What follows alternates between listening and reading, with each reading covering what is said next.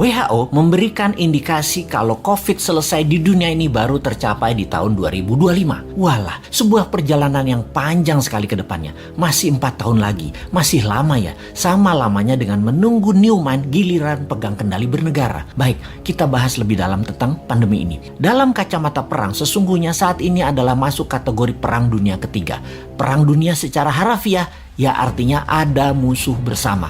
Musuh bersama saat ini adalah makhluk tak terlihat, makhluk kasat mata. Karena masuk kategori perang, maka pasti ada tumpah darah, ada casualties. Yang ujungnya ada yang menang, ada yang kalah. Karena masuk kategori perang, maka sesungguhnya strategi bernegara harus pakai war mode, strategi perang. Dalam strategi perang, jurusnya cuma satu, survival, harus hidup. Terlepas nanti perangnya kalah atau menang. Untuk hidup, kita lakukan apapun sekali lagi untuk tetap hidup.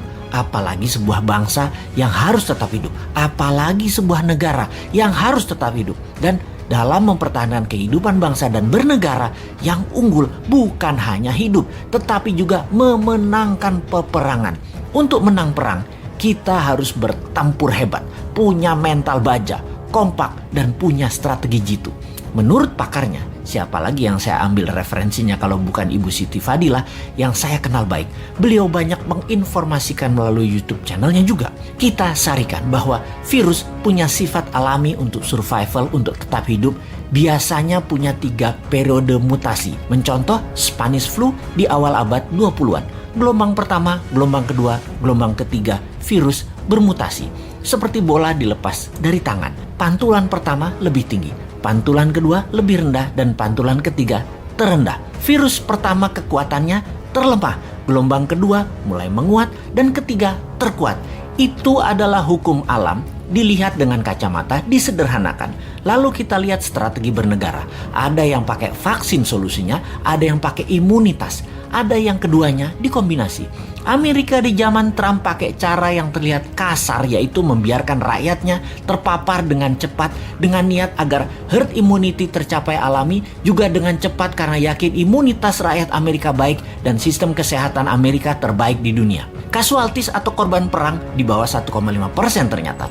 Saat ini terdapat data bahwa 49% rakyat Amerika sudah terpapar dan punya imun sistem sendiri, dan suntik vaksin sudah mencapai 20% populasi, alias herd immunity sudah tercapai di Amerika saat ini. Vaksin tetap dilanjutkan.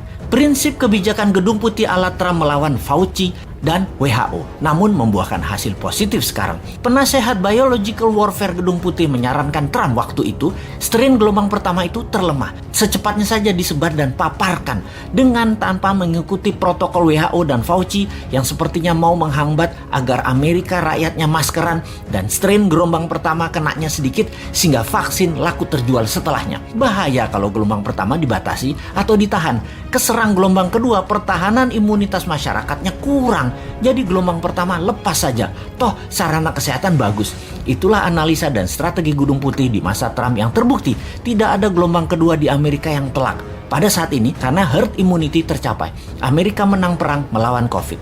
Tiongkok pakai cara kedua, terbanyak pakai vaksin lokal produk mereka sendiri, di mana herd imunitas alami tercapai 20%, yang saat ini 40%-nya ini pakai vaksin, di mana 3 bulan lagi herd immunity di Tiongkok tercapai dengan vaksin lebih dari 60% populasi dan 20% natural imunitas. Tiongkok menang juga perang melawan COVID. Gelombang kedua ketika terlambat vaksin dipakai, maka akan berat karena mutasi virus sudah lebih kuat. Dan yang tanpa vaksin terpapar gelombang kedua menjadi berat lagi pengaruhnya atas kesehatan adalah benar. Strategi yang harus cepat-cepat dilakukan adalah vaksin disuntikan ke masyarakat. Di Indonesia, ketika gelombang pertama ternyata hanya memapar 10%-an populasi, dan vaksin saat ini baru mencapai 20%-an populasi. Saat ini gelombang kedua terjadi di Indonesia. Sementara yang berimbas atau vaksin atau yang punya herd imunitas baru mencapai 30%-an populasi. Dan hanya mereka inilah yang mungkin kuat terhadap virus gelombang kedua saat ini. Dan mudah-mudahan sekali lagi tidak ada gelombang ketiga mutasi COVID yaitu COVID yang terakhir mutasinya yang terkuat. Kita harus segera mencapai herd imunitas saat ini, segera. Inilah hal yang kasihan pada pemerintah saat ini. Kita tidak menyalahkan hal ini sudah terjadi, tetapi kita harus melihat ke depan.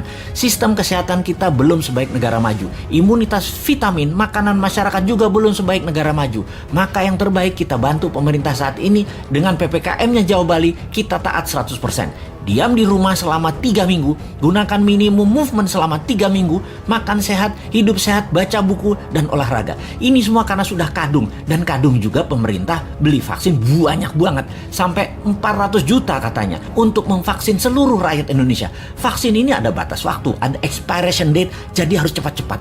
Pandemi, kalau penanganannya benar, sarana kesehatan baik, dan imunitas vitamin yang didahulukan, menurut Ibu Siti Fadila, dengan 50 juta vaksin cukup kok. Kecuali pesan banyak ini karena sekaligus jadi proyek pejabatnya. Ya walahu alam.